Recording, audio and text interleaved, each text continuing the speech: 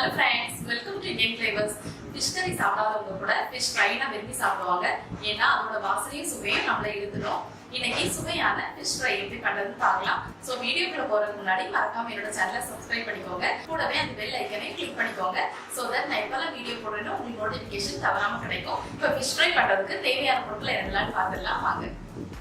மீன் 5 piece நல்லா கழுவி சுத்தம் பண்ணி கட் பண்ணி எடுத்து வச்சுருக்கேன். இஞ்சி பூண்டு பேஸ்ட் 1 டீஸ்பூன், மிளகாய் தூள் 1 டேபிள் ஸ்பூன், மல்லித்தூள் அரை டேபிள் ஸ்பூன், மஞ்சள் தூள் 1/4 teaspoon, cornflour 1 tablespoon, half லெமனை பிழிஞ்சு சாறு எடுத்து வச்சுருக்கேன்.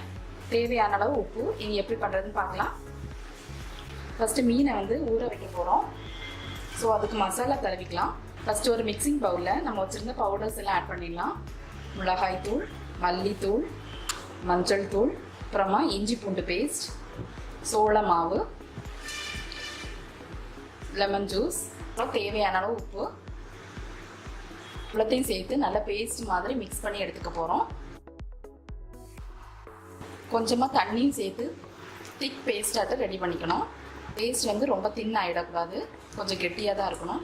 இந்த அளவுக்கு திக்காக இருக்கிற மாதிரி ரெடி பண்ணி எடுத்து வச்சுக்கோங்க. இப்போ இதை மீனுக்கு மேலே தடவிடலாம். ஒவ்வொரு மீனாக எடுத்து எல்லா பக்கமும் படுற மாதிரி மசாலாவை தடவி விட்டுக்கோங்க.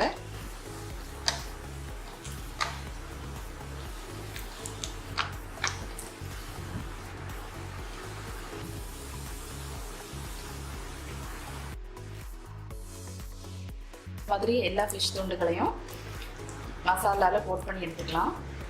இந்த மாதிரி எல்லா மீன் துண்டுகள் மேலேயும் மசாலாவை நல்லா தடவி ஒரு 1/2 hour to 1 hour ஊற வச்சுருங்க.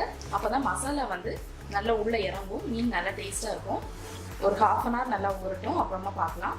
நம்ம ஊற வச்சுருந்த ஃபிஷ் அரை மணி நேரம் நல்லா ஊறியாச்சு. இதை இனி பொரிச்சு எடுத்துடலாம். ஃபிஷ் ஃப்ரை பண்ணுறதுக்கு ஒரு பாத்திரத்தில் கொஞ்சம் தேங்காய் எண்ணெய் சேர்த்துக்கிறேன். எண்ணெய் நல்லா சூடாகட்டும். இப்போ எண்ணெய் நல்லா சூடாயிடுச்சு. இதில் மீன் துண்டுகளை சேர்த்துடலாம்.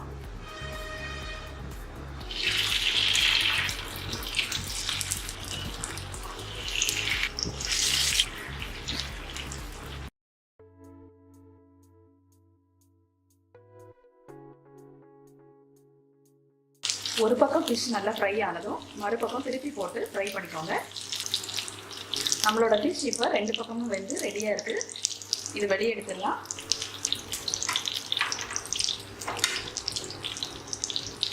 ஃப்ரெண்ட்ஸ், நம்மளோட சுவையான ஃபிஷ் ஃப்ரை சூப்பராக ரெடி ஆயிடுச்சு. இது சுட சுட சாப்பிட்டீங்கன்னா ரொம்ப ரொம்ப டேஸ்ட்டாக இருக்கும். கண்டிப்பாக நீங்களும் ட்ரை பண்ணி பாருங்கள். ட்ரை பண்ணி பார்த்துட்டு எப்படி இருந்துச்சுன்னு உங்களோட கமெண்ட்ஸை ஷேர் பண்ணுங்கள். இந்த வீடியோ உங்களுக்கு பிடிச்சிருந்தா லைக் பண்ணுங்கள், ஷேர் பண்ணுங்கள். மறக்காமல் என்னோட சேனலுக்கு சப்ஸ்கிரைப் பண்ணுங்கள். தேங்க்யூ.